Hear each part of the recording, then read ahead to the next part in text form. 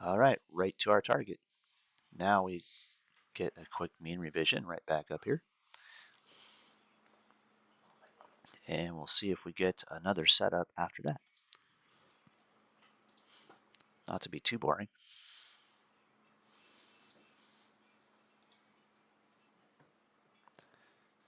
See if I can limit order. Too clunky.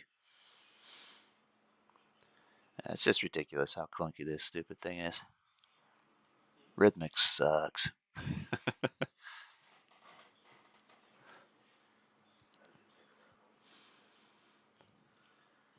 Tell us how you really feel. I mean, you're holding back.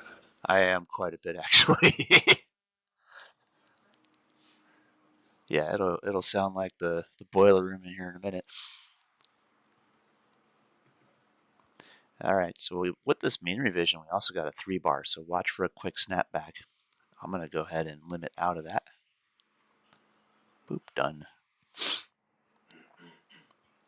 So I got from here to here. Now I'm going to wait and see if we get a very quick 3-bar or if we get continuation.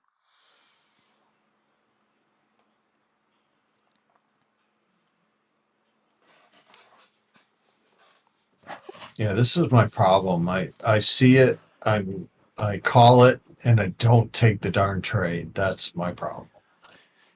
It may take some engineering. Are you doing that on paper, or are you going to try to do it with your real account first? We got continuation. Well, I've been paper trading for quite a while, and I need to transition over to regular trading and just go really small orders. And Yeah, it's just it's just I'm scared, of losing money. So you and everybody else, and it's really hard to detach yourself from that. It really is. It'll probably be the hardest part you have to figure out with trading. well, I've been doing pretty good in making trade calls now, and I have pretty much I set things up so I have bracket orders with a stop loss already set and a take profit already set. So really, I'm not going to lose that much, but Right. It's still hard to get that discipline, and it'll take some time, but it'll come to you.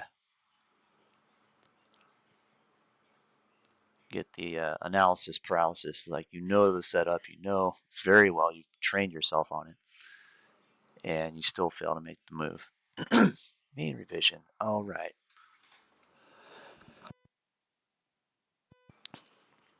well, what I really like is most of the time I use a kind of different methods, but I'm seeing pretty much the same thing as you're calling out or seeing. So that when two things dovetail like that, it's a lot more confirmation. So Right.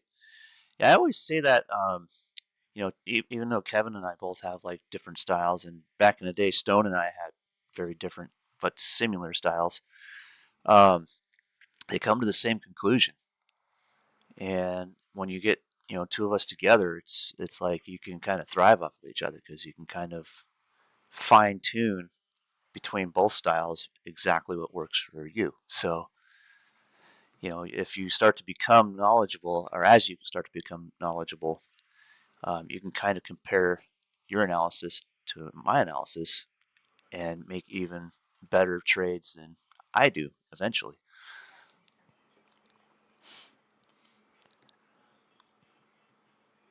And that's what I love.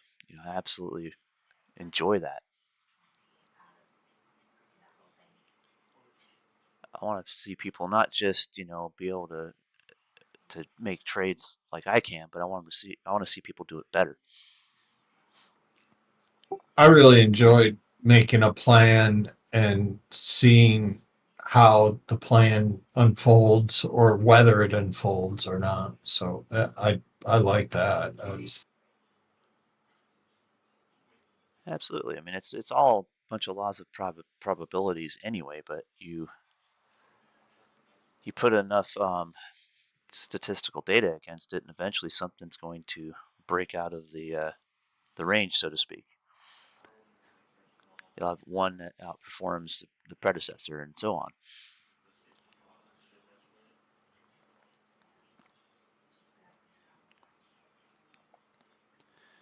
All right, made our mean revision. We're kind of hovering here. This looks like we could get a quick break to test this support level here, but I'm not so sure. This is holding up on the 1 minute with a couple of long link dojis here. If we break this range, we could probably go right back up to the high here. So this will be a range. When this range breaks, we'll be able to trade a break. We don't want to trade the range. Not here. Get caught up in the minutia there.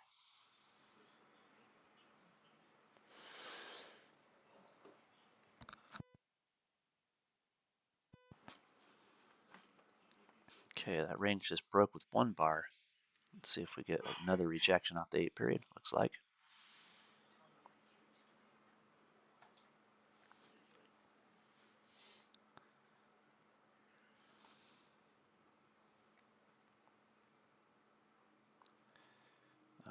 Nope, we could get faked out here. Yeah, it's going to run back up.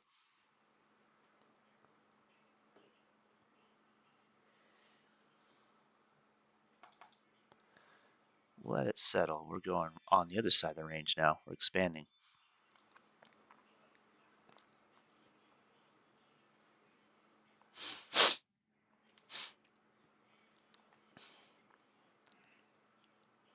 In spite of the massive parabolic moves we've been getting, the bulls are still in control of this market.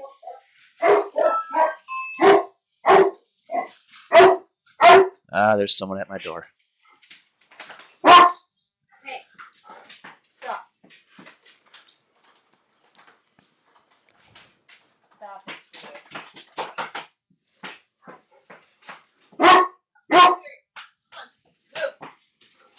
Serious. Come on, move. I'm just here to scrape the bugs. Stop. Yeah, I love how people just fail to read the no soliciting sign. They want to know. Hold on a sec. Have you guys noticed any more ants? I don't. Okay. No, there's no other bugs that we're noticing or anything like that. Just, I did notice some spiders going in the garage recently. Oh, it's my exterminator. Sorry. Too many things going on in the background. Okay, no problem. One of these days, I'm going to get myself an office outside of home. Sorry.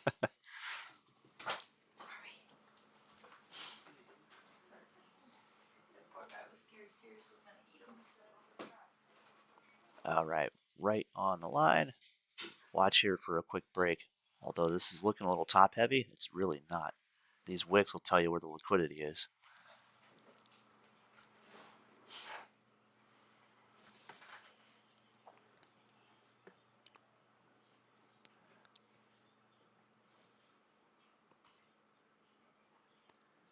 Big old Tootsie Roll on the 5-minute chart's a little leery, but gives you at least 2 liquidity zones on a 5-minute chart. You got one up here, one down here.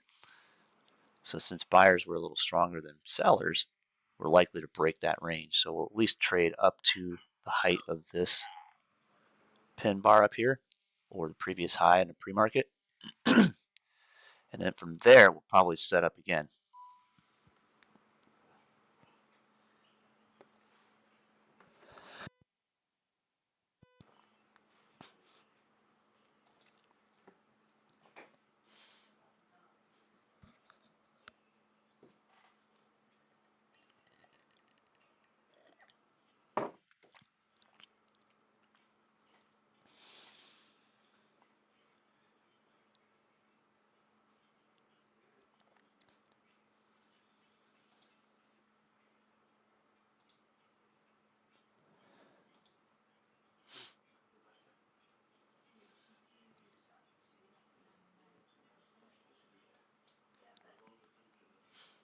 Slowly but surely.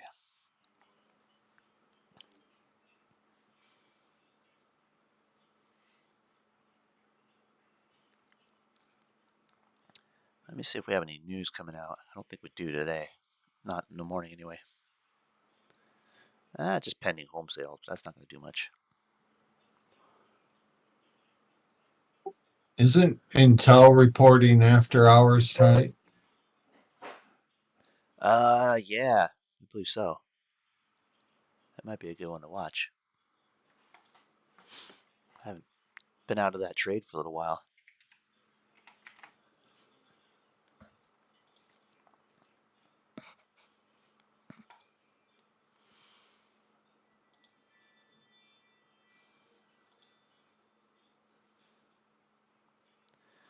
Well, if it comes out really good, it's still set up for that 2-for-1.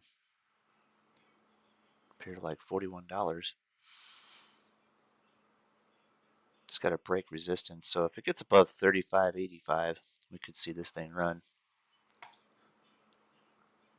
But I never like to bet either side of earnings unless I can go neutral with a low enough cost basis, and the options are going to be out of sight for that thing right now.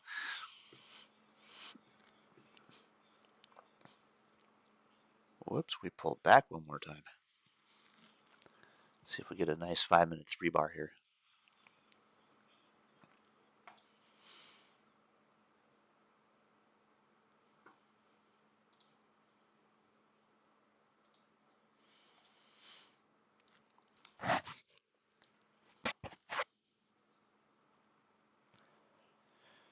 All right, back to our 5-second 200. Set up a micro double bottom here. Watch for a push back to resistance. There it is.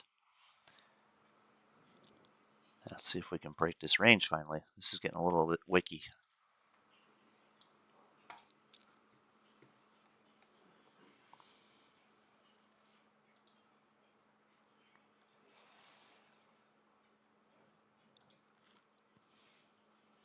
The volume looks pretty low today, doesn't it? Volume looks pretty low today, doesn't it? It's kind of draggy, but still got some pre-market volume. Was nice.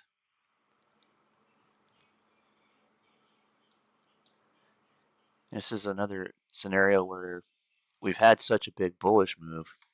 Everybody's a little bit unsure if it's going to continue. And that's what that looks like with these wicks. Limit orders everywhere you see.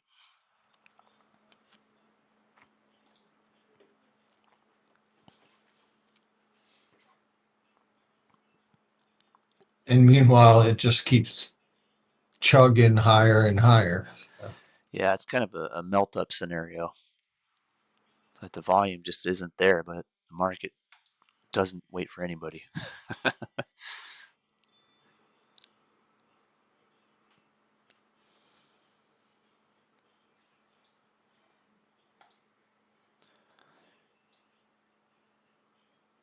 All right, we might actually break this range and go higher here.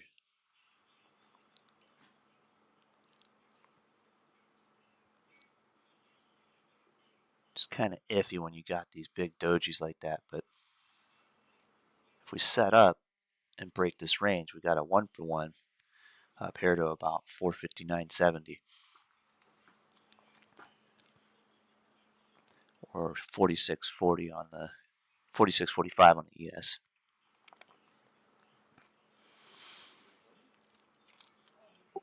Sort of a pennant formed, or it looks like more like a bear flag to me on the 1 minute. Well, a bear flag is typically at the base of a bearish trend. So you'll have a trend and then an accumulation and then a bear flag breakover will finish usually a measured move. Here we're not on any trend, we're just consolidating. We're pretty much sideways from the gate here. So kind of in the middle of this move, but we're in the upper echelon of this leg here. So if you want to have your mean revision as the accumulation, we've made one leg here, and then this is the second accumulation. If we break this range to the bull side, we'll print this up here. If we break over, we can certainly pull back to support. But the likely scenario, since the bulls kind of have the market, is we'll still remain bullish even if we pull back here.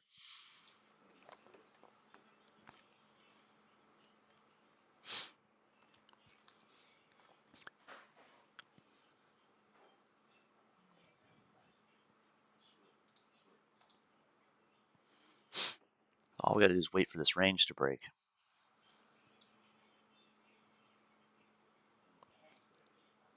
I'd offer it a Kit Kat bar, but sorry, that's a knee slapper there, guys. I'm like, man, I love Kit Kat bars. Just need to give it a break. Oh, the break. Okay, Yeah. got it. All right. That's a catchy See, that's jingle, what man. happens when you're hungry, right? Right. It's effective advertising, what that is.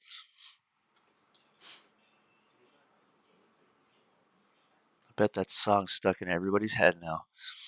Whoa! Oh, What yeah. a pullback. Some people would just up and buy that for a mean revision, which would be right here, but man, that's sketchy. That came out of nowhere. Although it went right to the base of that leg on that doji, right here on the 5-minute chart.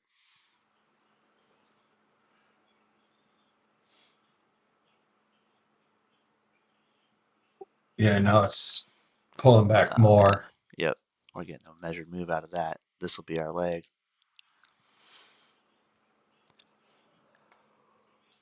I guess what I was talking about is on the 1 minute, it looked like a descending wedge to me. We have a strong uptrend showing, Right. and then also a descending wedge across the top. We could set up that way. Support is still way down here. Yeah, what's that? The 200 down there, your yellow line? Yep. Yeah, And that's what I this think we're heading to. this is starting to look a little more like an M-top, isn't it? Base, high, base. If we break this, yeah, we'll go for a bear move. Or at least a pullback. This is quite parabolic. I mean, that's a hell of a gap up overnight. And then we got this badass measured move here. That thing was psycho. So it should at least make a mean revision, but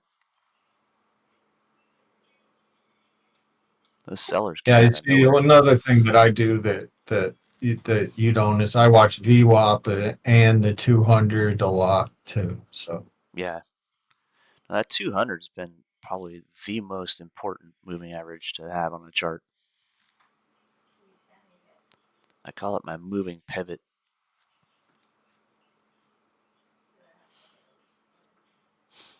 on VWAP, there's always action around VWAP because all the retail's looking at VWAP, right? Yeah, So that is for sure.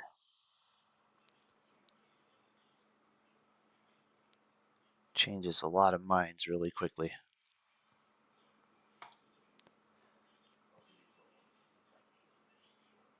All right, we've a made lot of our. people just do their, any quick scalps. They use VWAP for a scalp. It's Yeah.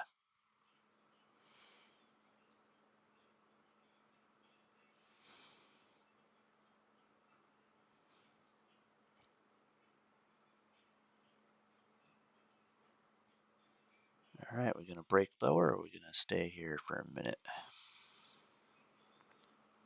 Got a couple more impulses on this accumulation before we decide if we're going to break this into a measured move. what I find really interesting, and I don't know why it happens, but your fan lines where they intersect with the candles when they're crossing, that's almost always where VWAP is. Isn't that interesting? I Now, mean, it must be mathematics. It's got to be something behind the math, but right. It happens when I draw them manually too. Like I'll do convergence divergence on the trend lines when I draw the manual fan, and I'll note VWAP is typically going to be the regression line on divergence. It's almost always right there. So yeah, there's got to be something mathematical about that. Because everything is going to trade in a range, whether the range is bullish or bearish or neutral, it's always going to range. And every range breaks. And typically VWAP is going to be set up within that range, whether it's bullish, bearish, or neutral. I wonder if I plotted a straight line off VWAP crossing, what I'd end up with. Good question.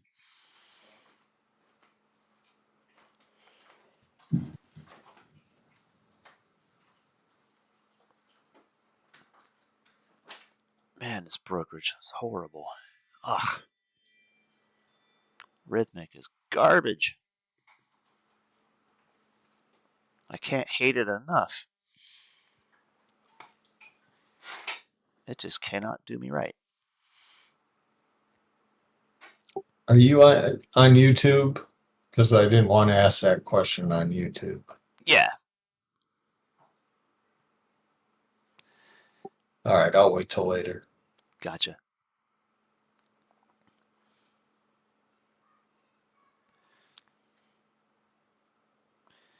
Yep, we need to have somebody produce a much better futures broker. And I still do like Trade08 in spite of the issues it had. They're getting through some of the bugs. Maybe I'll throw some coin back into an account with them, but there's just a couple that just annoy the crap out of me, and Rhythmic is definitely one of them.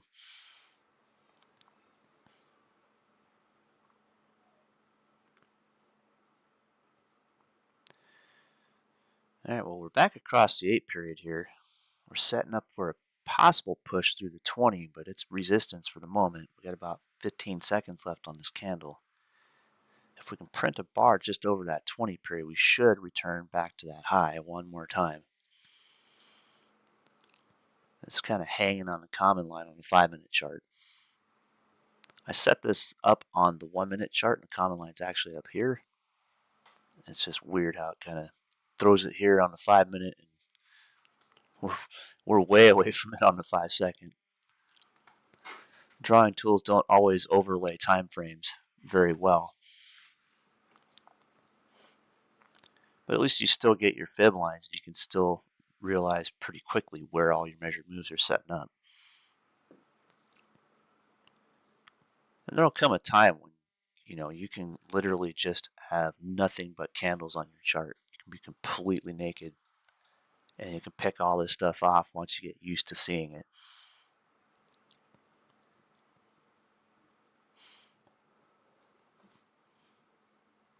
I've still got to be better at drawing the fan lines. I draw them, but they don't quite line up the way yours are. I do better off of support and resistance lines, and then I had the fan lines, and I kind of adjust them to what you have, but I never seem to get them quite right.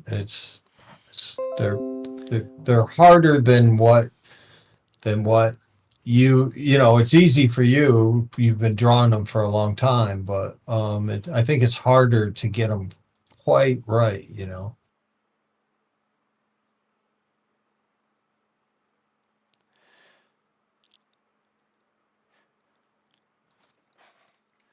Yeah, it's I did produce a 3-video series where I started with drawing them manually, and I think probably during my streams it'd be wise to just revisit that, at least as we can. So I'll throw the 5-second chart up here and kind of show you.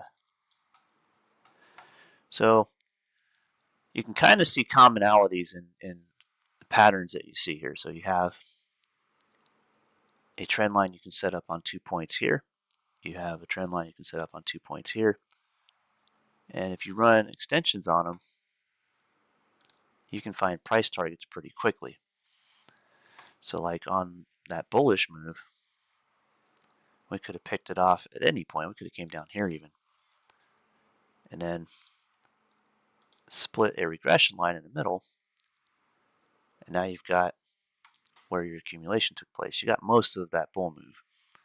And you can fine tune it. It doesn't have to be exact, but anywhere you find any point of accumulation at all, you can just line up the accumulation and build your trend lines or build your fan lines.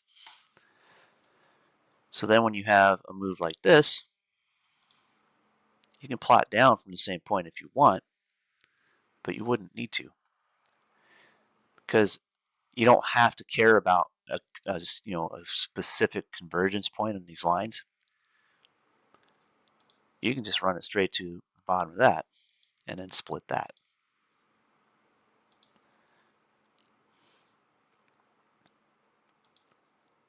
So then this becomes your regression line down here. And I always try to color code my regression lines white. So now we've got a move.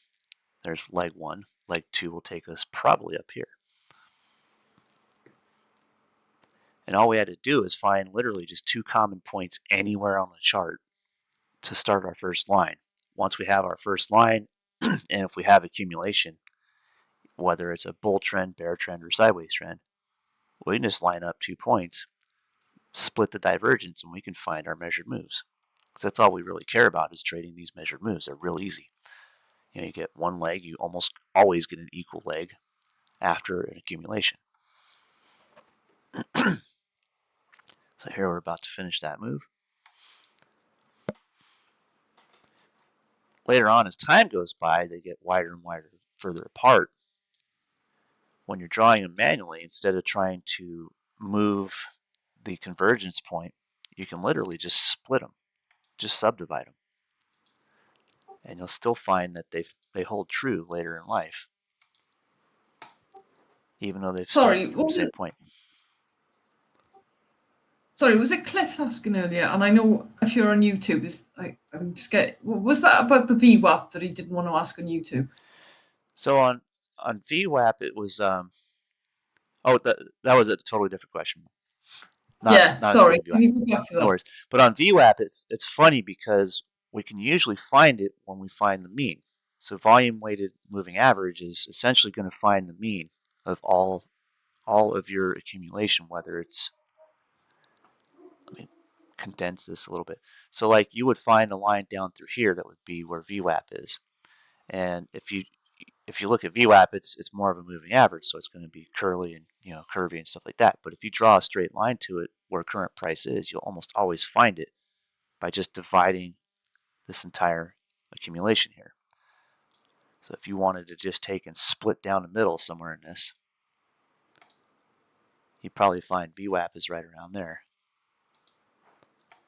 If I'm not mistaken, it'd be right around 459, 458.90 to 459. Let me see if I'm right. It's 459. Nice. So what you're saying is where that line intersects the majority of the accumulation, that's where VWAP's targeted to land? Pretty much, because it's just a moving average. Same with the 200. Shout out that number, Cliff. What did you say? 40 something, 45.59, yeah? 459 on SPY, but 459. So like our 200 period is just a delayed moving average, but if you look further left, it just kind of splits the mean. It's kind of the middle of the road, wherever price is accumulated, whether it's in a trend or it's sideways. Yeah, it's literally the volume weighted average price, so it's going to be the average over whatever time frame you're looking at, right? Exactly. So that's why you can find it with any time you draw your division lines for making a fan. Yeah, because it's basically you're doing the average. That's almost what you're doing. Pretty much, you're just splitting the mean.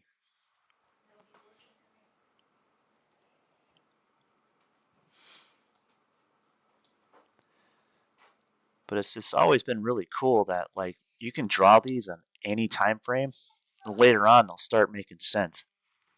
I've had some where I drew them on a 1 minute, and then later on they made sense on a 2-hour chart. It was just kind of interesting. But at any point when you have any sort of price accumulation, essentially you're just kind of building momentum or building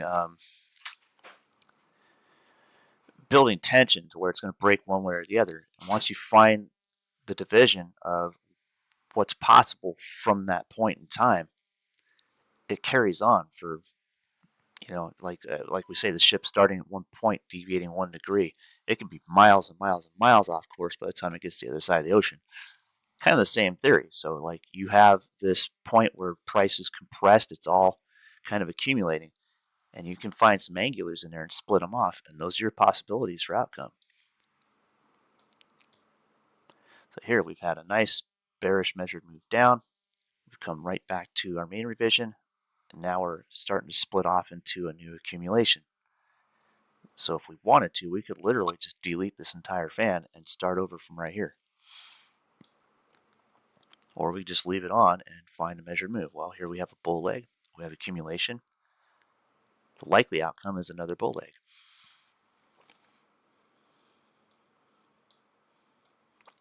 And there she be.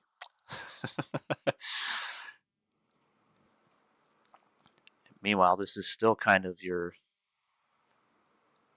it's probably curled up a little bit by now, but this is your VWAP average right here. It's probably more like 459.02 or something like that.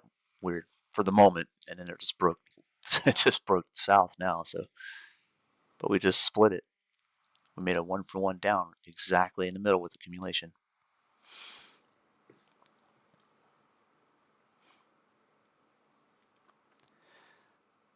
Another thing to pay attention to when you start drawing these is if you have a trend change, you don't have to stick with all of your original lines. You can draw new ones. We don't quite have a trend change yet. I think we're going to finish this leg as a measured move down here somewhere, but if we did have a trend change, we could literally just find 2 points.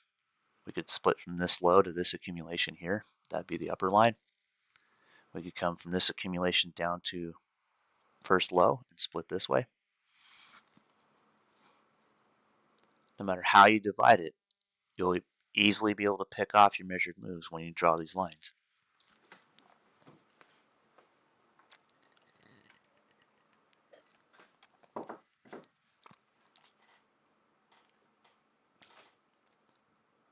There's the 1-for-1 just about complete. Probably get a mean revision again. Occasionally you'll get a 2-for-1. You'll get one accumulation, and then another. But in this case, it's typically going to be mean revisions because in spite of the big bullish moves we have, we're generally in a sideways range here. Mean revisions will be the common factor in today's price action.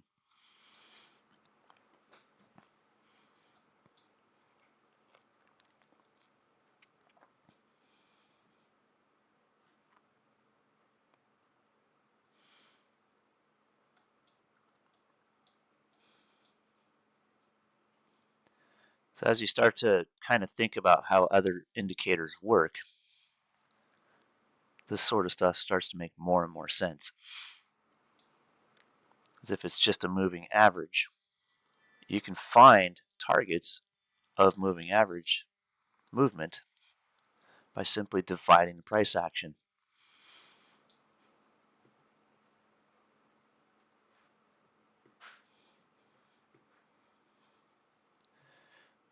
I suppose it's similar to like drawing moment angles.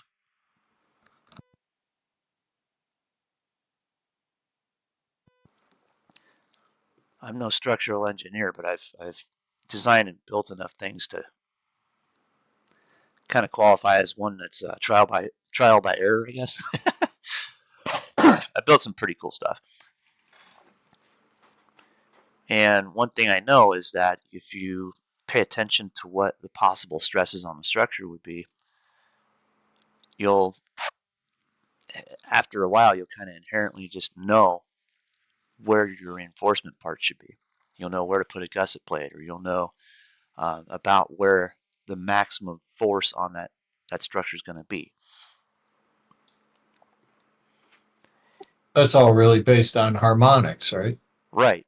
So you got different lengths of things, and moment angles will apply the opposite force on the other side of the moment angle. So like when you have a point from one to another, if you consider your accumulation a moment angle, you'll usually find equally weighted force on the output side of it. And it's kind of the same with price action.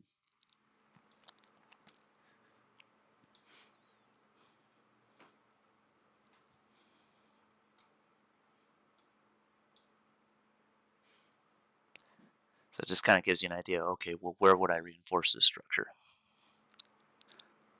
That's kind of a way to say support and resistance without saying support and resistance. Just think of it as the structures that support the structure.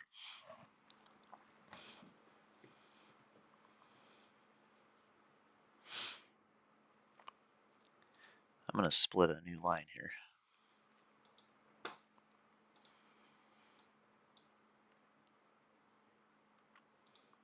I'm not assuming that the trend is going to change, but I want to find the division.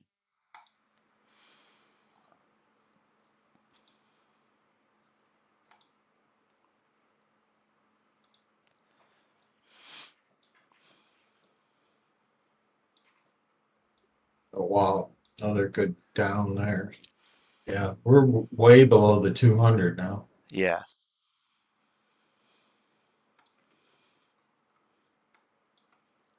We're just about back to the top of that gap. That's a massive gap, man. Yeah, I was going to say the next thing I have on my chart is 457. And we got 458.20 right here, roughly the mean of this guy. And we could see it as low as 458 to the base, and the top of that is where we're at now, 458.30.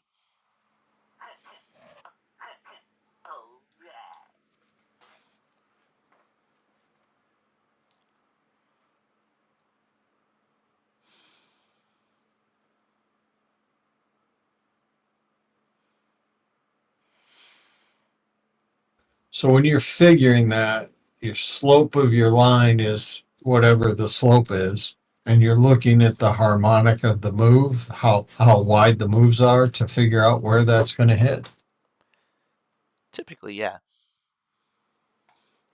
So like I can come up here, probably under this, probably just find a common trend line here.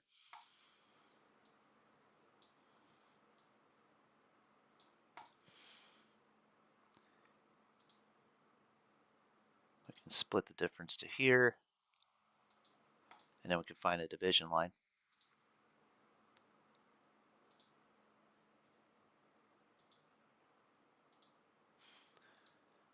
The cool thing is, like, if you really allow yourself to be a little sloppy with these, like not trying to be exactly precise, you can get away with it because you can kind of fudge them later.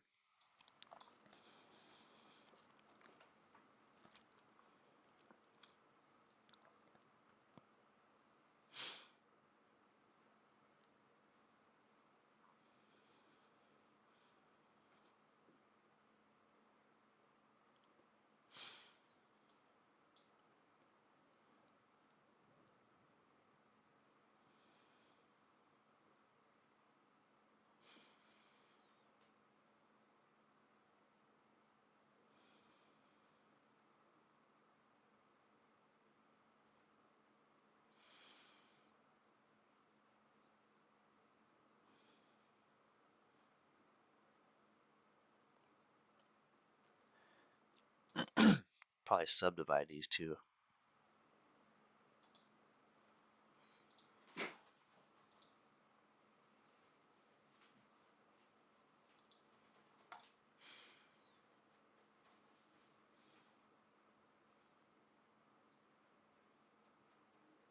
Getting a little wicky down here, and we might actually reverse here.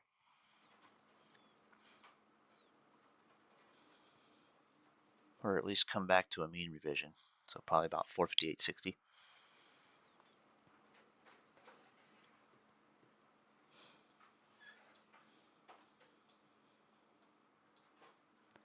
Let me go back to the other chart system.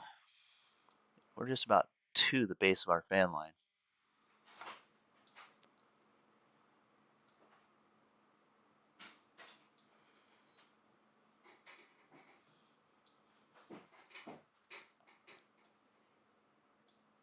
Oh, no, we're not. We got a ways to go.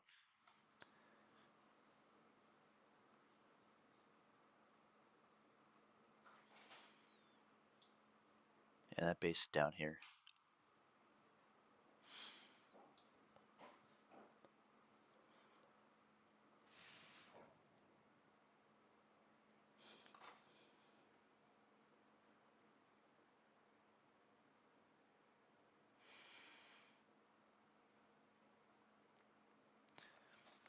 That was another thing I wanted to look at. Meta. That was a huge move. A 10% move overnight. It's insane.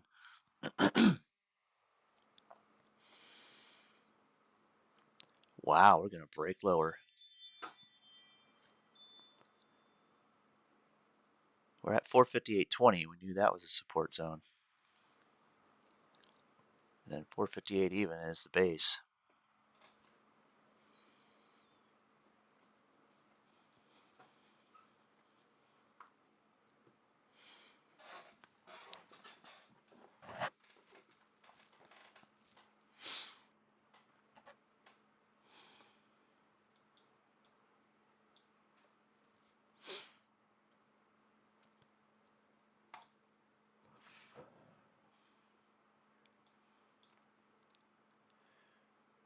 Well, I was thinking we were going to see a nice bullish trend day today, but I was wrong. We got a M top, we split it, broke it, made a full measure move below.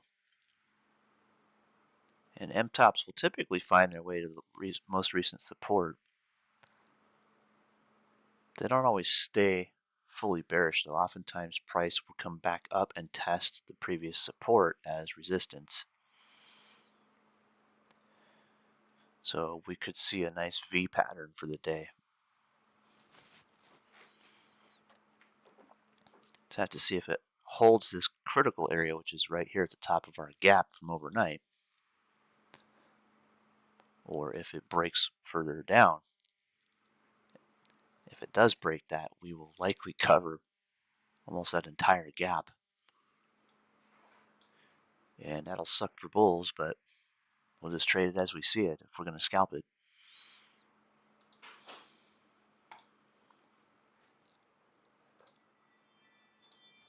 And I want to see something here.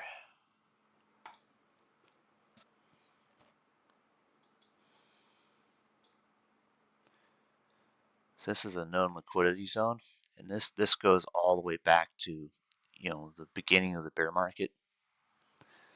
So this zone here was pretty much an A to B overnight. It closed just below it and opened at the top of it. So if we A to B this zone back down to support, that's 455. That's the bottom of that gap. 458 is going to be the key support here. And of course, between 458 and the middle of that gap, get pretty close to that 457. You got 456.50 there. I know you use Robinhood. I just got a note from Robinhood. Their margin rate just went up a quarter too. For the rate that they're paying on the settled funds? No, their margin that when you borrow. Gotcha. Yeah. During higher volatility, they'll do that. Actually, I don't ever use the Robinhood Gold account. I just use I have one that I have just some cash parked in to get that nice interest rate, but the one that I use for most of my options trades, I just use a regular account. I don't like to trade on margin. Well, they asked me if I wanted a gold account. I said yeah, and then I realized they were charging me for it. Yeah, it's like $5 a month or something like that. which isn't bad. I mean, if you park enough cash there, it'll overwhelm that by enough to where you won't care. But you got to park a significant amount of cash there to do so. Yeah, I don't. I keep most of my money in my TD Ameritrade. I've just started playing with Robinhood, so I'm gonna probably back down. I don't need that account. Why waste $5? Right. And you get a free trial for like 30 days anyway, so it's, certainly go for that and just cut it off in the last day. But I just love it because I can run commissions free options positions, and I do a lot of crazy spreads and stuff like that. You guys know me, and I find that I can take advantage of literally 1 and 2 penny moves on the options chain where you can't touch that on a commissioned account. There's no way. So like if I'm running size on 0 days, and buying at a penny and selling at 2, that's 100% return. you know, so it's like you can kind of play with that on Robinhood where you can't with really any other broker aside from Webull, but you can't beat that. And then on the other side of that, when you're selling options to open, like running a wheel trade strategy, sometimes when you're running that on a low dollar stock, the options channel move like 2 or 3 pennies a day. If you tried to do that with a commissioned account, it wouldn't be worth wheel trading. But if you have a non-commissioned account, that's where I can take those dollar cost stocks that have high options volume and turn them into a 0 cost stock inside of 6 weeks. You can't do that with a commission broker, and you wouldn't even want to try. But the strategy does still hold true into the large caps, though. So if you take that strategy and you put it into Apple or Amy does it with TQQQ, she'll wheel trade TQQQ, and you get enough volatility in there where you can sell some options for enough percentage return on a large cap, and the commissions won't matter so much. So it's a strategy that hedge fund managers can also use, but it's actually not as common as you would think. Yeah, but for new guys, it's always best to have the free stuff. Oh, absolutely. And that's where I go back to that whole the whole sandbox of let's use Ford as a test bed because it's got great volume, really tight bid-ask spread, and you can practice any option structure you want on the thing and really get to know how to utilize those strategies. The percentage return on them isn't as great because the volatility just isn't really there on Ford, but it's enough to make enough movement where you can still do it profitably while learning. Or at least you have a chance of doing it profitably while learning,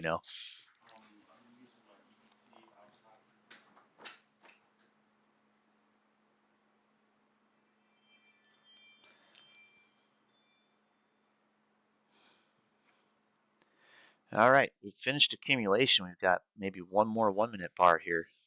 We got a 3 bar on the chart at the end of this thing. This can very well be a bear flag here.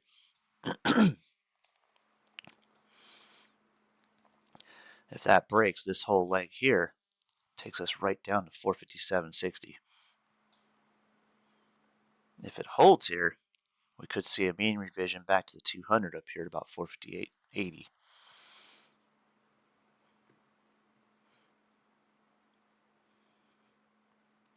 Here comes the news.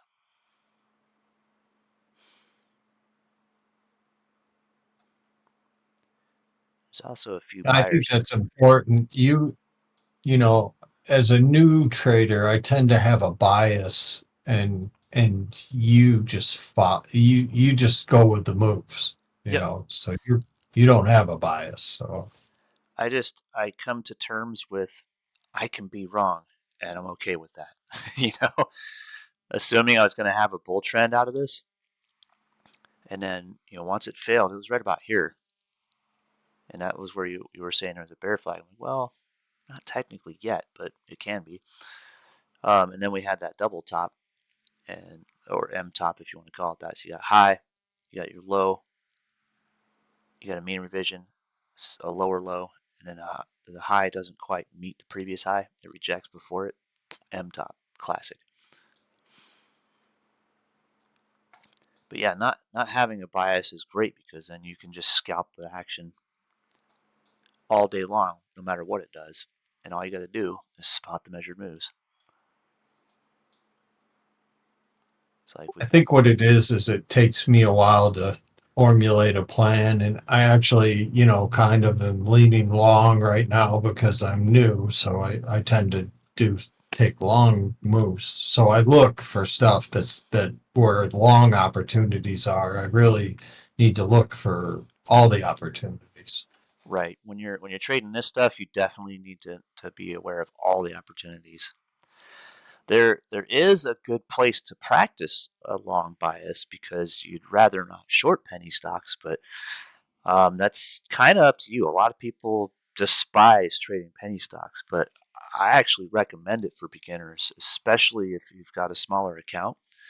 Go find like a 10-cent penny stock. I mean, don't take a position in there that, is going to destroy your portfolio. Hell, you could trade 1 or 2 shares in it if you're using a commission-free broker.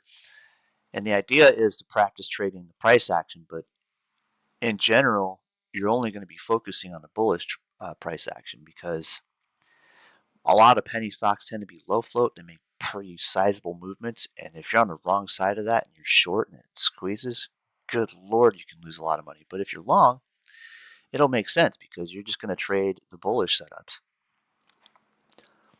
So like you find, a 10-cent stock that moves 1 penny, and they'll usually move in fractions of a penny. That's a 10% move with 1 penny. That's actually a pretty nice return percentage-wise. And if you get used to practicing trading that price action, realistically, you can flip it over in your head and you can pick off both the bullish and the bearish action later on anyway. It'll just make sense to you.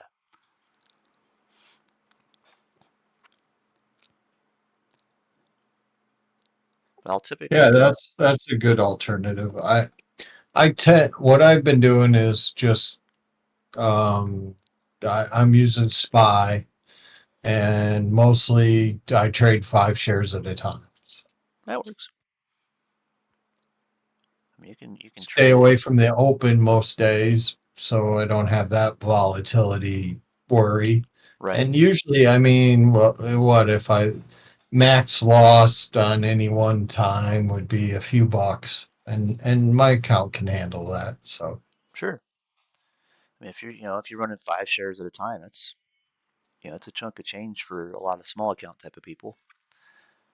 And I mean, we're trading at around 450, 460. If it moves like $2 or $3 a day, you're not putting a lot of risk on the table, really. And if you pick off the bullish setups and just stay biased on the bullish setups, that's going to be your key anyway because you're buying to open. Here comes that break. My goodness, that's got some force to it. That's one big bar. We've made exactly half the move here in one bar. We're right at 458, and that is our shelf effectively from looking left. That is the top of that gap. If we break this, we're likely to fill that whole gap. And ouch, man, the bears will be dining and feasting on that. But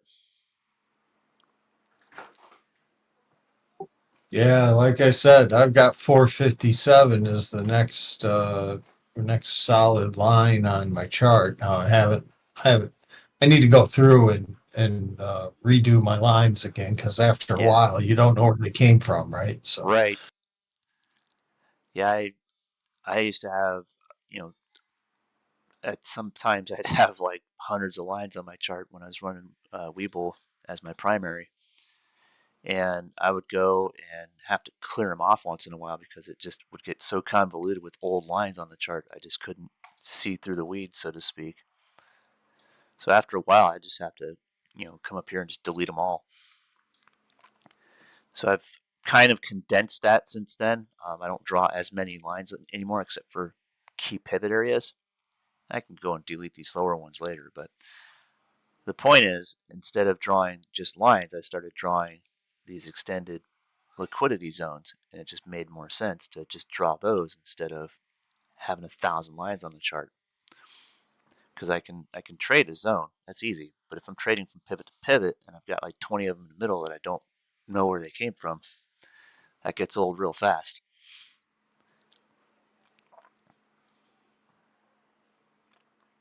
But like just drawing the shaded areas gives me a lot more dimension to the chart without convoluting it, because they're also kind of see-through or transparent, translucent.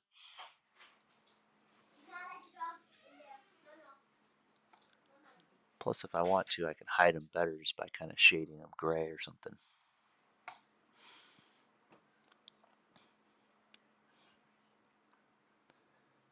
So that's one mean, nasty gap to fill. We're 457.80, so we're starting to fill in that gap. The 2 hour 8 period sits right at 456.90-ish, 456.88. 84 if you look at the number over here. That would be basically a mean revision of that entire move, so it's starting to look like we're setting that up. Yeah, and even looking at that though, I mean, as a drop, it's 459.5 or so down to 457. That's $2, right? 5 shares, $10. So really the chances of big losses trading small number of shares on SPY. That's why I like SPY, because I can, the amount of risk is pretty limited when you go small size. Right. And I know, I don't know if you remember Devin. He used to hang out here with us. Good friend of mine for a long time. He took a whole year before he started trading, before his first trade ever. Just kind of absorbing stuff. And what he started with was just trading one share of SPY. And that's exactly what he did. He'd find the support and just trade it bullish to the next resistance and rinse and repeat. And when it was bearish, he'd just sit on his hands. Or he might find an equity to trade. He'd go look at like, Apple or Google or some other large cap and just trade one share of that. And a lot of days my work just doesn't allow me to be here or be here for long. So I pop in and pop out. So I'm doing very limited trades, probably less than 5 trades a week so far. I'll bump that up eventually, but right now, no. That's all it takes. Just start small. I mean, I did that for years. I was using mostly just smaller options positions. And I was trading contracts that most people who were moderators with the Bullishbrs at the time didn't understand. They didn't have the best things to say about Robinhood, so they weren't even looking at it. And like, why would you trade that? Well, they were I come to the realization they were trading, in like TOS or something like that, where they're paying $1.50 aside for options contracts or more, and it just didn't make sense to trade the contracts I was trading. And over time, it's still I was still prevalent on that. Yeah, it doesn't make sense when you're paying $2 a turn, right? It just doesn't. So it's kind of what I'm trying to learn a little of that strategy from you, but like I really got to get better at just one platform, and unfortunately now Schwab is messing me up, so I'll No. probably have to switch. But Well, that's the best part of having cash as a position is it moves easier. yeah, all my trade, the stuff I trade, I keep cash. I don't. I've got my IRA and stuff, and I do long stuff there. I really would like us to do some swing stuff here, right? It'd be easier for me to trade more if we had some good swing advice. We can totally switch gears with that. And this is kind of the time of year where swing trades are typically going to be a little easier to spot. And I've been trying to do the watch list thing on Fridays where I run through, a list of whatever the hell Kramer has up, and I'll pick 1 or 2 decent setups out of it. I want to start doing that twice a week if I can. I think Wednesdays would be ideal. And I think the plan, and Kevin and I are working this out, we will both be on the mainstream. Only he'll be sharing his charts and stuff, and I'll just be kind of in the background support, like calling out price action and stuff. And it'll free me up to go and pick over a watch list that we can put out on Wednesdays instead of Fridays. I think that would make a lot of sense because Wednesdays are typically where you're going to see the market. Well, it's hump day.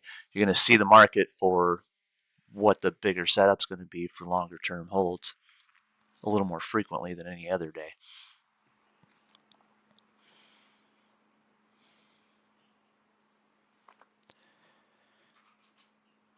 I'll be damned. We held that 457.60 area pretty well. Looking like we might make a short-term mean revision where it's half of this leg. So resistance is 457.92.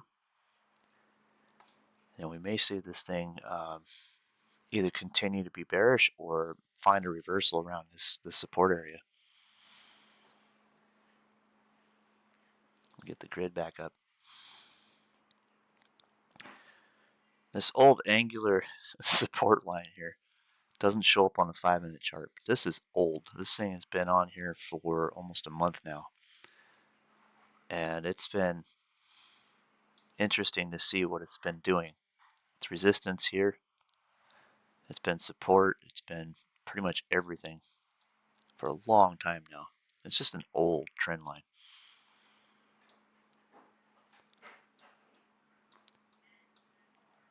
Gosh, I'm starting to chart nasty on TradingView now too, I guess.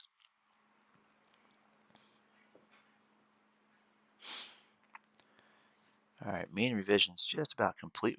One more bar on a 5-second, and then we're going to see if it's going to continue this trend or if it's going to give us a reversal in here.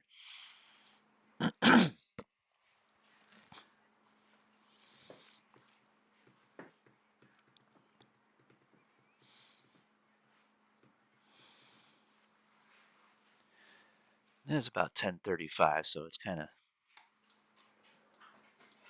of starting to fall off momentum now.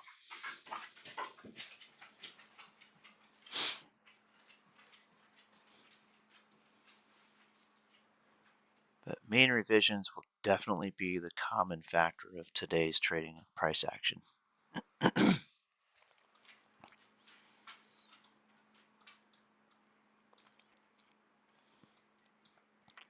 They're so easy to find. All you need is a short-term reversal and you know where your price target is, about a mean revision. About half the previous trend. So when you're using your fan lines to do your trades, and are you getting into your position before or after you're seeing confirmation of which way you're going? Typically after I'm seeing confirmation. However, sometimes if the range of accumulation is taking too long, like right here it did, I can scalp that range in the meantime, and then if I'm scalping the range anyway, and I happen to be short on top here, once I get this bar, I don't have to close that. I can stay in it, and then I will capture the setup as well as the move. But I find that only if I can start scalping this range after about the second impulse. So like here we had 1, 2. I can start here, here, here, and here. It gives me 4 trades before the break. But if I was wrong here and this went for a mean revision, I know where the previous resistance was and I can cut losses really quickly. So I can trade a setup if I'm scalping it on a 5-second chart. Trying that on a 1-minute chart is going to be very difficult. But I would rather, if I'm trying to start out and learn how to trade these measured moves, it would be smarter to wait for the break and just trade the break. You don't have to capture the entire move. You just need, the meat and potatoes from it. So you could see that support was pretty clear here, and this bar certainly broke it in one stroke. Look over here on the 5-second chart. If you line up the cursor, you can see that move right here. Once it broke to 200 with some force, right there would have been about the entry, right below that support line. And then boom, you capture this. As soon as you see this trend end either here or here, you can take the profit on that. That's a much higher probability trade than trying to trade the range. As you advance your skills, you'll be able to trade the range, but it's going to take a lot of practice getting the mean of the move before you can get fast enough to start messing with that range. You got to have a better platform than what I'm using to scalp small stuff. Just can't. Toss doesn't move that fast. No. If you wanted to scalp this stuff on futures, you can do MES contracts. They move slow enough to where the risk is pretty low.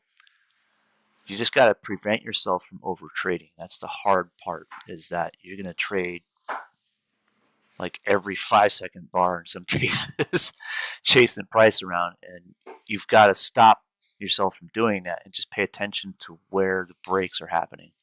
So you got to start looking at longer time frames to confirm the setup. And you can go and trade like one MES contract.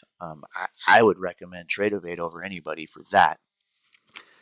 Throw 500 or 1,000 into an account and just trade one MES contract at a time, and just get a feel for scalping this price action, because it is super fast.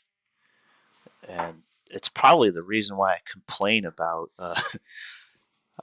Rhythmic so much, is because Rhythmic is clunky and absolutely disgustingly slow compared to Tradeovate.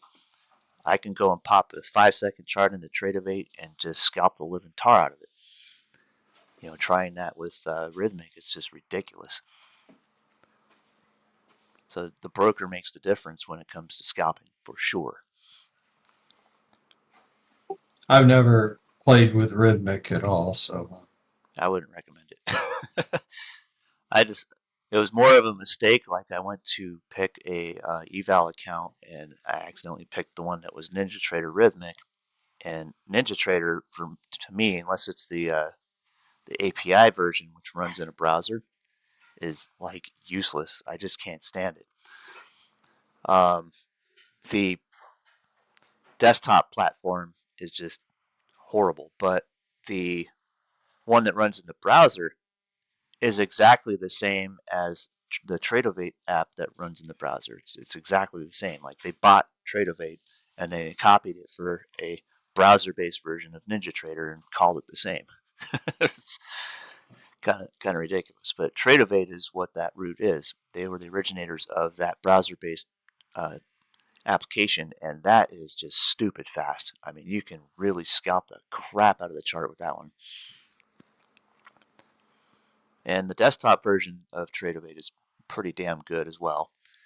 And in the mobile version, I don't like the charts that Tradeovate has on the mobile version, but the DOM is flawless on the mobile version. And when I was out and about working a part-time day job and I wanted to scalp futures, I could, because I could just run to my Webull app to chart SPY, and then tab over to the DOM on the Tradeovate app and just trade the DOM. Because all I had to do was figure out where the price action was likely to go, put an order on, put a limit order on up the chain, and tune out for a second and come back to it later. If my move finished, I had a trailing stop built in. If the move finished, it took its profit and did its own thing, and all I had to do was glance at a SPY chart. That worked out great.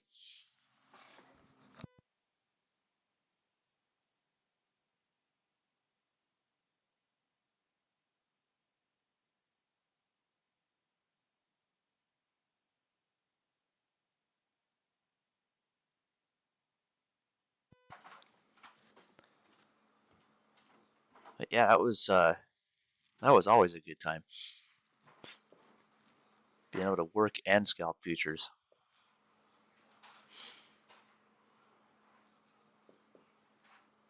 Yeah, it just doesn't make sense for me yet. I'm not anywhere near quitting my job, so It'll take some time. And I mean, you're in architecture, or I'm how? actually a surveyor. Ah, okay. Yeah, for me, it wasn't hard to eventually replace that income. But I mean, the higher income jobs are definitely going to be harder to replace.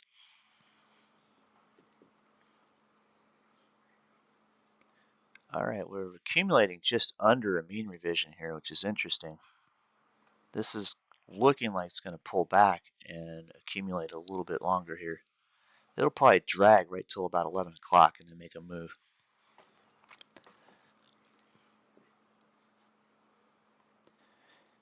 And then there's the options trades.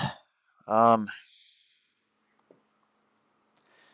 would really love to find another like $1 or $2 stock to wheel trade, but I've been trading open with the wheel platform or with the wheel strategy since it was down at like $1.25, and my cost basis is actually negative over $1 now. It's $1.19 negative, so below zero. And this thing has just been a freaking workhorse since I started trading it. But this is another one of those. This could replace your income eventually type of scenarios. When you find something like this that's trading so low and yet it still has weekly options with volume, it's a no-brainer. All you got to do is wait for enough sideways after a long bear move, and it was a long stinking bear move, to start acquiring positions here and then just start generating income on the options. And I've been able to sell 1 or 2 strikes out of the money of weeklies and just scalp the daily movements on them and accumulate income on this thing. I got very close to being assigned on this first pop through 260 here. I was able to quell that. I did take a slight step back on it, but I had enough income backed in this trend where it didn't really matter. And then later on, I also almost got assigned at the $3 push the same way, and I was able to capture that with a pullback, thankfully. But it's at some point, it's not the end of the world to take assignment on something like this, but when you can just generate consistent income selling options on just one equity, if you know the equity very well and it has enough volume to do it, it just absolutely makes nothing but sense to do. You've avoided being assigned that long. You're doing pretty good. Yeah. And I did get assigned on a couple puts, and I'm okay with that. I actually entered this by selling a put originally. And then later on, I did get assigned 2 more times on puts. And I didn't have to care because my cost basis on assignment was below the share price. I just had to wait for another pop up and then just profit those shares and move on. I also used a couple scenarios where I just accumulated a bigger position in doing so. It did mess with my average a little bit, but overall it didn't matter. You find some of these option or penny stocks with high options volume, man. I know that a lot of people just cringe when they hear the word penny stock, but you find some companies that actually have some decent credentials to where they're doing pretty well overall, even though they've come down from such a high price. All you need to do is find a reversal, find enough of a support area where it's just not going to go any lower, and then just trade the trend that comes out. And if it stops here, I don't have to care. I'm already so on the right side of this, it doesn't matter. But generating income on stuff like that is just a no-brainer for me, and I've been doing it for a long time now. And said, it eventually replaces your income once you start to be able to put some size in it or spread it out into other equities. I'm also occasionally running wheels on TQQQ, but my assignment rate is much higher on TQQQ than it is on open here.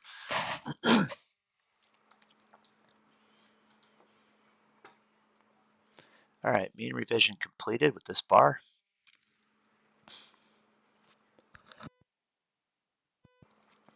Now it's a wait and see. Do we get a pullback and find support, revert the mean of this trend? Or do we crack on higher and start to trend back up from a V bottom?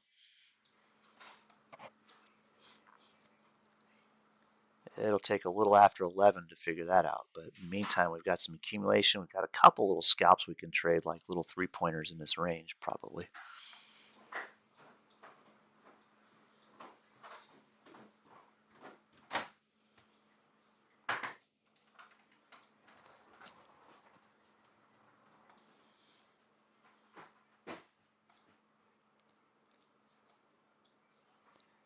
I might open up my futures account again.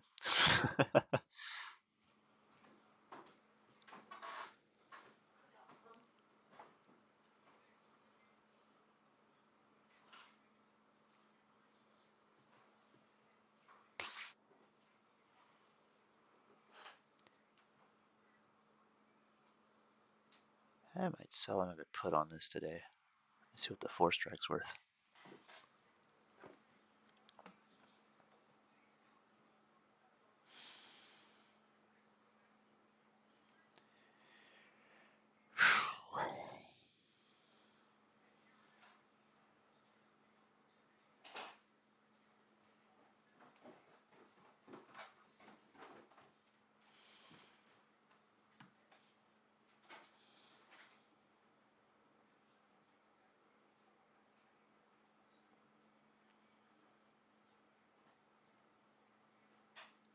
I might be able to get to 24 cents on that by the end of the day. I'm looking at the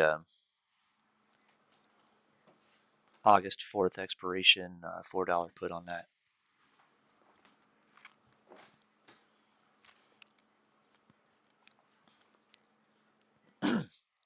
So the outlay on selling that put would be $375 per contract if I can get 25 cents for it.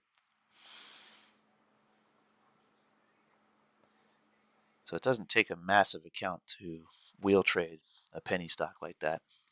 You do, at this price point, kind of have to be a little leery of it for risk, so you've got to make sure you can keep very good track of your actual cost basis. And, you know, it's certainly, if you at least halfway manage the position, it's usually not too risky. But if you really, really don't have at least a basic knowledge of options trading to go into it, you can extremely increase your risk and loss on something like that too. So it takes a little bit of know-how to do that. But once you get to the level where you're at least confident day trading options contracts, you'll start to find that selling options is very lucrative.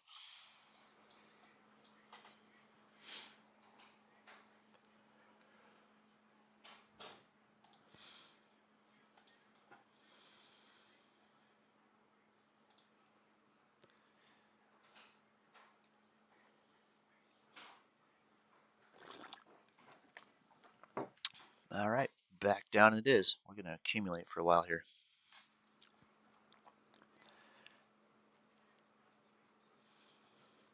So you get these 1-minute bar spinner bar scenarios. They're pretty easy, but the opening of this bar was just kind of right here. So this was your first leg. This is your second leg. That move's already over before you even really got a handle on it. Well, we get about a point. Yeah.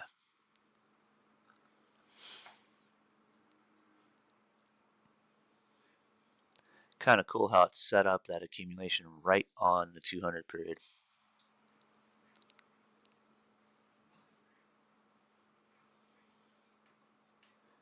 And typically this will find the down leg, and then typically it'll give you a mean revision for a while.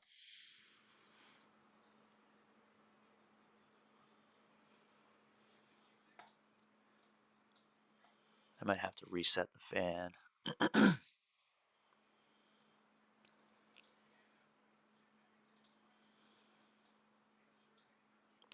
Come out here with it.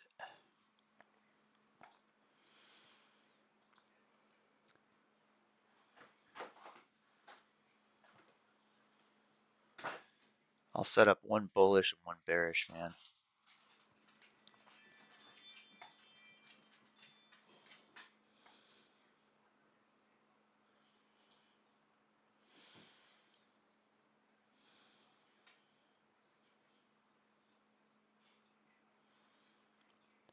I'm setting it up on the 5-minute chart, but I'm watching the fan itself on the 1-minute chart to get it right. Right about there.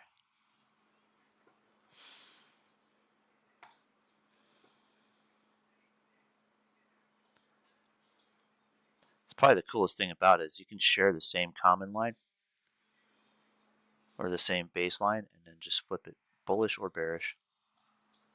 Gives you all your intended targets.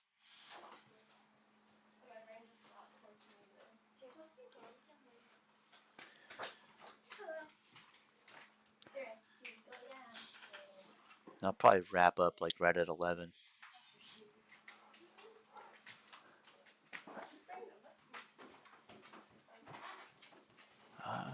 You know what? Let me see if I can find my old video. I'm gonna try and redo that wheel trade video.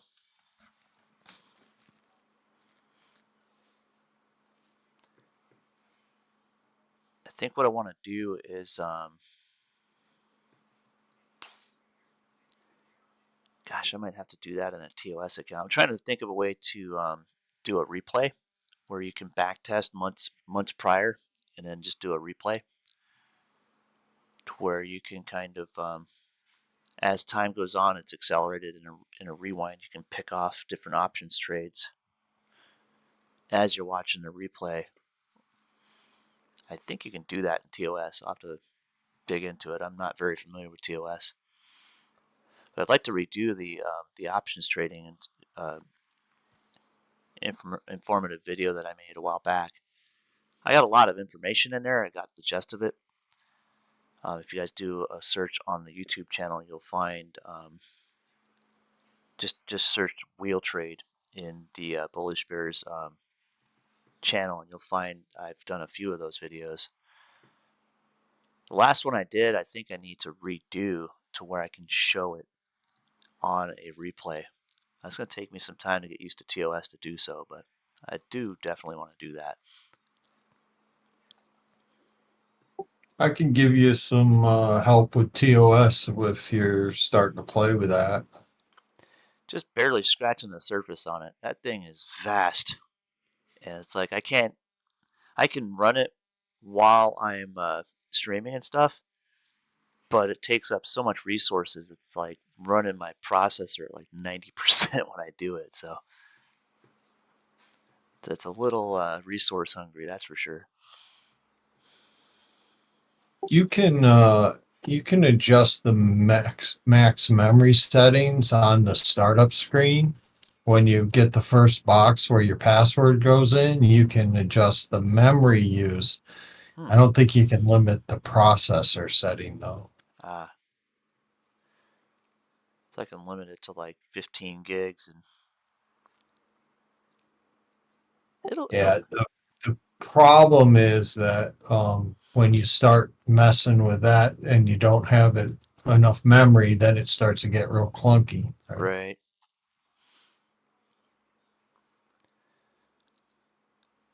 Wonder if there's a way to do that in TradingView. I know there's a way to rewind in TradingView, but I don't know if there's any way to get the options data that you'd need to do so. Yeah, I don't know. I've never looked at replay in options. Yeah. I mean, I know you can put a module on the bottom of the screen where you would normally put a secondary indicator, and you can watch the options chain during a replay on TOS. I've seen a friend of mine do that before. I just got to figure out how to, pause it, set the limit orders on the options chain, and then resume, and then put that together in a production where I can show an example of how to affect the wheel trade. And I would have to do it like at least over I don't know, maybe a week long would be okay. Week long replay and just doing the intraday swings on the options chain would be probably feasible. That would take me about a 2-hour video to do, I think. You could probably show a small segment where you just uh, watch, say, the volatility or the price coming down and then show what's happening to the option change as that happened. Unfortunately, the option chain seems to move a lot slower on toss. Right. Maybe you could watch toss and Robinhood at the same time or something. Yeah, and then the only thing is like capturing Robinhood on a screen share and then recording it is a little tricky too, because they like leave a lot of information kind of vulnerable when they have their display. So Yeah, yeah. uh, Nice thing with toss is it lets you hide whew, your account information. yeah, which is always appreciated. Not that anybody would be dumb enough to try and hack someone's trading account, but it's still better to have the ounce of prevention in place. Wow, that was a hell of a move all of a sudden. Went right to our fib line base.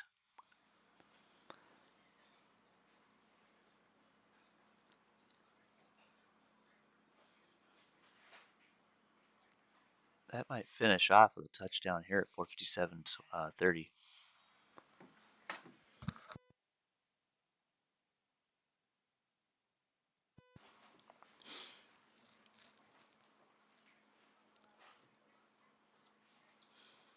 Oh, it is 10:59.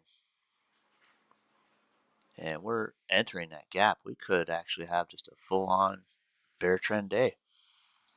Could recover that entire gap.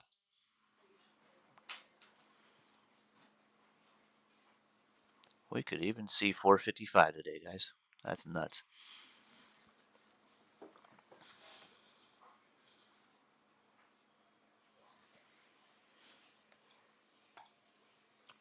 Yeah, I've got to figure out a way to produce the video is the hard part. Like, I can talk about it. I can show a couple screens and just like still screens. But it'd be freaking awesome if I could do it in a replay mode where I can like show how the whole process works, because I'm flipping these options positions in and out on daily price action. So Well, I can play with the on-demand feature and see if it works that way. I don't know. that'd be handy to know.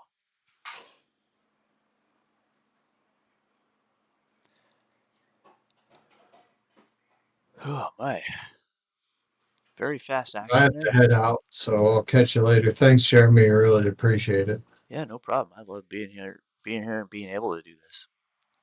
And it's always great to have someone to talk to. So you're appreciated as much as you appreciate me, at least. And I thank you. I'm going to probably cut out in a minute here, too. So have a good day. All right, have a great one. Talk to you later. You too. Talk to you soon. All right. Well, we got the mean revision out of that. That's done. Now we're going to look for a quick push to the previous low, which would be resistance here. That'll be a very fast 1-for-1, right up to about 457.82. And then we'll probably back off and start running in this trend. Interesting turn of the day, and this is a great day to example that you cannot trade with a bias. You've got to trade what's in front of you. And if you're trying to find the reversal to trade this bullish on, and you assumed it was going to be bullish all day, you'd be waiting all day for your setup and getting just spanked trying to trade it. So once you see that breakover, when it breaks support, you can flip your decision. Oh, okay, we're gonna have a bear day. Cool, trade bearish. It really is that simple. But it's simple to say, but it's hard to kind of talk yourself into doing that. To being unbiased, to just trade what's in front of you. It is much more difficult done than it is said. That's for sure. So certainly kind of keep that in your mind when you start to get into your ability to trade efficiently and effectively. Resist the urge to be biased. Just don't. All right, well, thanks for joining us on YouTube. Sorry I didn't have the comments going and stuff today because I'm kind of trying to be focused. We'll be back tomorrow. It'll be Kevin on tomorrow morning. And I'll see if I can't make some time to produce a couple videos. And then also Friday, watch around noon, between noon and 1, I'll get that watch list thing going. And then I'm going to try like hell next week to get one out on Wednesdays as well. So we'll start getting that rolling. Because it's going to be swing trading season for the summer here. So I'll speak to y'all then. Have a great one. Thanks for joining me.